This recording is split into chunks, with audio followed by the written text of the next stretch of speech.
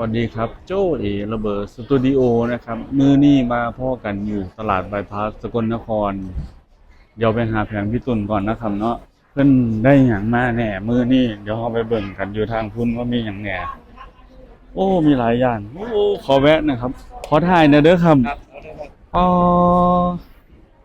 ดอกกระเจียวออกแล้วโอ้ยหลายตลาดบายพาสมีแต่ของบ้านๆเด้อครับเฝ้ามาเด้อมาแล้วโอ้ยเบื่อหน่ากันเด้เนาะ โอ้สวัสดีครับสวัสดีครับติดไมค์เนี่ยเอ้านี่เป็นอย่างนี้สัมภาษณ์ สัมภาษณ์ แม่นอย่างเนี่ย ติดมองไหนเนาะป่ะนี่เสียบไปโลดตรงไหนก็เสียบไปโลดนั่นแหละครับ ติดแล้วบ่นี่นั่นแหละติดแล้วสัมภาษณ์อย่างเนาะสวัสดีครับ โอ้ สวัสดีครับ สวัสดีกัน อย่างเป็นทางการเนาะครับ เนี่ยครับ เนาะ สวัสดีอย่างเป็นทางการเลยครับ บอกแล้วดีว่าเฮ็ดที่ออกฮ้อนๆแบบนี้คือมี โอ้มันออกตรงที่มันชุ่มแล้วฝนตกเมื่อกี้ดิ แม่นบ่ แม่น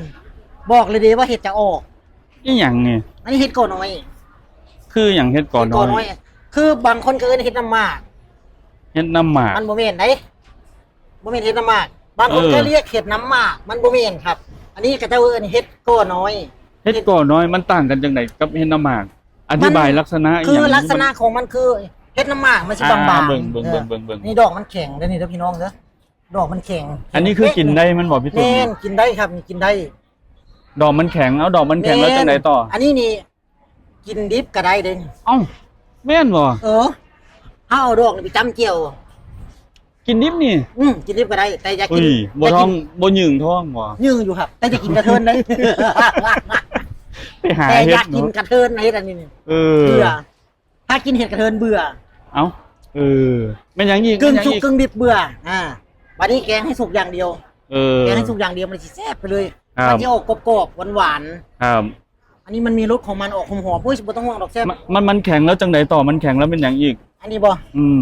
มันแข็ง บอก แล้ว บ มั อก นกั ลั ด กษณะให้พี่น้องไปเผื่อเขาไปเห็นแล้วเอ้า โอ้มันกัด เฮาสิหาเฮ็ดกิน น้ำห จั มาง ก ได๋ ดอกบางๆมันเฮ็ดน้ำหมากอยู่นี่บ่มี เฮ็ดน้ำหมากนี่มันกินบ่ได้บ่ ร้อยหนึง เอาเลยครับ หน้าสุด ลูก นะ ค้า หน้าสุ เข้า ด ลูกค้า อันนี้ เข้า บ่ได้มีมงตี้มงเฮดจึ๊บ โอ้ยเนาะโพดเราเป็นคนหล่อเนาะ เอาโลด นี่แต่คนงามๆมาซื้อของนี่เนาะ โลดมองไทยขี้ร้ายคือตูนนี่ เอาต่อบางๆเฮ็ดน้ำหมากมันสิบาง มันสิดอกบางๆครับ ๆกินบ่ได้แม่นบ่ กินได้คือกัน อ้าว กินได้คือกัน แต่มันดอกบาง แต่มันดอกบาง ล้างยาก มีพิษบ่ล่ะตัว โบ นั้น โบ น่ะ โบโบ โอ้ เฮ็ดจำพวกนี้บ่มีพิษครับ มีแต่ขมกับหืน แสดงว่าเขานิยมกินแบบนี้หลายกว่า เฮ็ด แม่น หลาย บ่ ก ค ว่า รับ คือมันมันจะออกตามท้องไร่ท้องนาเนี่ยฮะ โอ้ เขาเก่งได้หลายอย่างเก่งใส่น้ำไม่ส้มก็ได้ใส่ผักอีเลิศก็ได้ เออ หรือใส่เก่งใส่ผักอีตู้ซื่อๆก็ได้อันนี้เซฟครับ อืม ผักส้มผักเซลมันกะอันนี้ยอดละมง อ่ะ ยอดละมงอันนี้ผักอีตู้ เปรี้ยวๆหน่อยเนาะย้อน เมี่ย ละ น มอง เมี่ยนยอดละมงผักเปรี้ยวๆนั่นแหละ โอเคครับ อันนี้เก่งได้หลายอย่างนะพี่น้องเนอะ เออ แกงไส้หน่อไม้ก็ได้ครับเชฟคือกันเบิด มันสิออกยามใกล้ๆแบบ อากาศร้อนๆใกล้ฝนตกแบบนี้บ่ นี่แหละครับ พี่ อ ตุ้ อกหน้านี่ละนี่เพราะว่าถ้าไฟไม่ป่าเยอะๆอันนี้ออกปุ๊บอันนี้แก่ อันนี้แก่นะพี่น้องเด้ออันนี้ดอกแก่ปุ๊บอันนี้แก่ปุ๊บครับ นับวันเลย1 2 3ไปหาดูเห็ดเพาะเลย ต่อไปนี่คือเฮ็ดเพาะแมันบ่บานนี่ อาจจะ โอ้ อะไรไม่เต็มพิกัดอาจจะบางทีก็เปลี่ยนเป็นเห็ดละโงู เปลี่ยน น่าจะเป็นเห็ดเพาะนี่แหละ แม่นบ่ เนี่ยเพราะว่ามันเล็กเลยสิ ถ้าผมไปเบิ่งนะผมอยากไปเก็บอยู่นี่ อย่าไปเก็บมันบอก แม่น ต้องถามมันโดกันแล้ววัน บ่เอากลางคืนเอ้ยเอากลางวันนี่ โอ้กลางวันไปบ่ได้มันฮ้อน เด้อพี่น้องเด้อกลางเว้นไปบ่ได้ฮ้อนครับ คนหลายบ่ คนหลายมันฮ้อน โอ้เอาซะ วันนี้ จังได หา ก็ได้ พี่น้องได้อบัดนี้เด้อ ไม่ใหญ่เผาอยู่สว่างนะไม่ใหญ่เผาเอ้ย เอา จำหน้าลูกหลานได้วันนี้ ส เอา ปอนเซอร์1 ขวดจำได้ไหม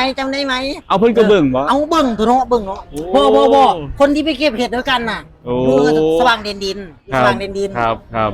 เราใจดีไม่ใหญ่นี่ฮะ เออ ลูกหลานโอ้ยปางตายให้ลูกเพิ่นว่านะ เออ เก็บเห็ดพอกัน1 ผู้เด้เพิ่นแบกสปอนเซอร์ไปจากถ้ำเสรีไทยจนฮอดกลางป่าเอาให้เรา1 ขวดนะ ใจดีบ่เอาจื้อกันได้บ่ล่ะบัด เห็ นี้ นบ่เบิ่งหน้าไปเด้อจื้อได้บ่ จื้อกันได้บ่ล่ะบัดนี้ นี่แบบนี้ละ เอาเด้อฟ้าวมาเด้อครับ ตลาดบายพาสสกลนครมีแต่ของบ้านๆนะครับฟ้าวมา ไม่ เด้ เอิ้ อน หาพี่น้องเนี่ยเนาะ ขอบคุณหลายๆครับพี่ตุ้นขอบคุณครับ ขอบคุณครับ